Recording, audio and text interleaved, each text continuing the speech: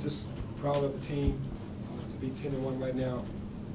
It's something that we all imagined, and for it to come true and be where we are right now with the second half of the season in the conference, not to overlook the next 3 games. The conference right around the corner, man, and go on Christmas break being 10-1. I'm very proud of that. Obviously, it was an ugly game because we had 28 turnovers, but other than that, man, between 3-point shooting and turnovers, everything else was beautiful. And like I said, just to get a win, it's a blessing.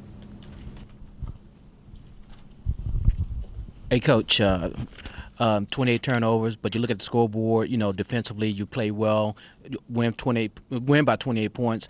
You got to take some goodness out of, good out of the defensive end that you did and force all the turnovers. No, we've been playing great defense. I mean, that's not our problem. Turnovers and losing the rebounding game has been a problem, but the last couple games we've been on the top on the rebounding. But turnovers is unforced turnovers. I mean, that comes along with give them the freedom to play basketball on the offensive end and to make the right decision for yourself or for a teammate. And that happened today, and they just didn't make the right choices. They were trying to be aggressive like we want, and you have to give Jackson State credit because they turn people over around the country. The 16 assists I don't like. To me, that's a choice. You got to want to share the basketball. You got to want to get your teammate open, share the ball, and do all of that. So I'm really more worried about the 16 assists than I am the 28 turnovers because we'll work on the turnovers. Can you get your team to play more consistently to their potential instead of to the competition?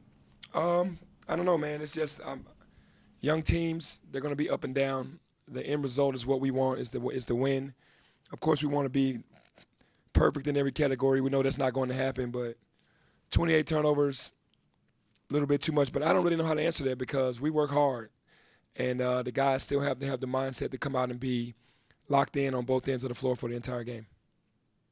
Coach, can you take me back to half where you guys were up by 11 but had 18 turnovers? What did you tell your team in the locker room where they flipped the switch and almost cut those turnovers in half to 10?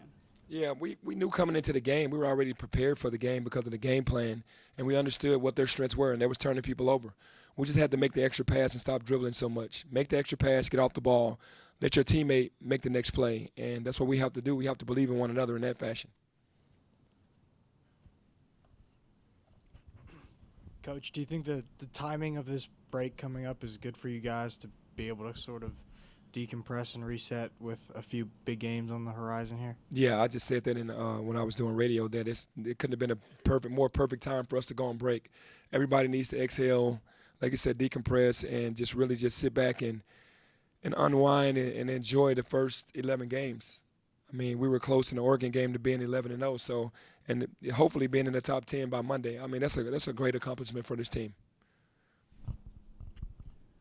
I asked DJ, does it feel like now that you played a game since what happened 48 hours ago, like you can move on? He basically said it's going to be a process of moving on. Do you agree with that? Is it kind of feel like a process of moving on without James? You can't just grab the Men in Black pen and zap yourself. It's going to be staying on the brain for a minute, man. That's devastating. And if anybody has that plan, please zap me. Penny, considering all the distractions, are you surprised at all by the 8-game winning streak and the 10-1 record? You know what? I'm not surprised because of how hard we work, but man, it is incredible.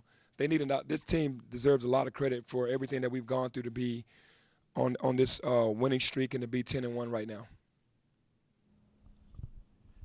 Hey, Coach, like I said, most coaches like to shorten their rotation. How do you shorten your rotation when everyone's playing on the level you want them to play at right now? It's hard to shorten the rotation with a young team because you're putting a lot of responsibility on like 5, 6, 7 players. Right now, the way we want to play up-tempo, I don't think that you can play your hardest by playing a shorter rotation. We want to play fast. We want the pace to be fast. So unless we started walking the ball up the court and playing like Virginia basketball, like where you're just going to pass a lot and walk it up, then you can play 5, 6, 7 players. But the tempo we want to play, and there's no knock on Virginia. They're great at what they do. But we want to be up-tempo, so we got to play more guys. Coach, Malcolm looked pretty good out there tonight. How much better can he get? Malcolm King, he's going to get better every game. I mean, he's so talented and so skilled. He needs time. He's still getting into shape. I'm going to tell him not to eat as much over the holidays. That'll slow him down a little bit, but but he's going to get better each game.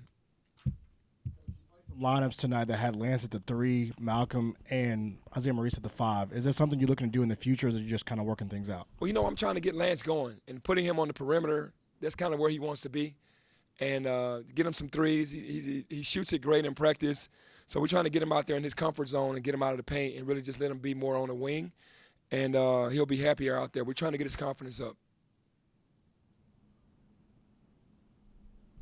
One quick question. We saw Lester pregame just doing some warm-ups and stuff. Do we expect him back for the New Orleans game, maybe? I hope so. He's looking good in practice. He's practiced a couple days. He's working out. He never really stopped running, even though he had the cast or whatever on his hand, the protection. So I think after a week off, I think he'll be in better position to be ready to play against New Orleans. Coach, the holiday time is around the corner. What are you asking for Christmas? You know what, man? I say this every time since 1993, from being in the NBA and making tons of money and being able to live my dream. Every day is Christmas to me. It really is. I have nothing to complain about and just want to keep pushing forward. I'm grateful for everything that I have.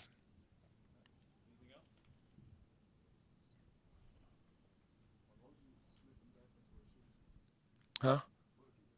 Well, I mean, Boogie's his own toughest critic, and I think he has to learn how to get on to the next play mentality. And, man, he has to learn. He's so tough on himself. We try to encourage him, and he puts more pressure on himself than he should. So this break is going to be good for all of us, including him. When you look back at sort of your journey from the first day to right now, how has it gone in comparison to what you expected? You know what? I didn't expect this this year. I expected to be winning. I expected to have a young team that was going to be going up and down, and I knew it was going to be some problems and little things that was going to happen because every team has it.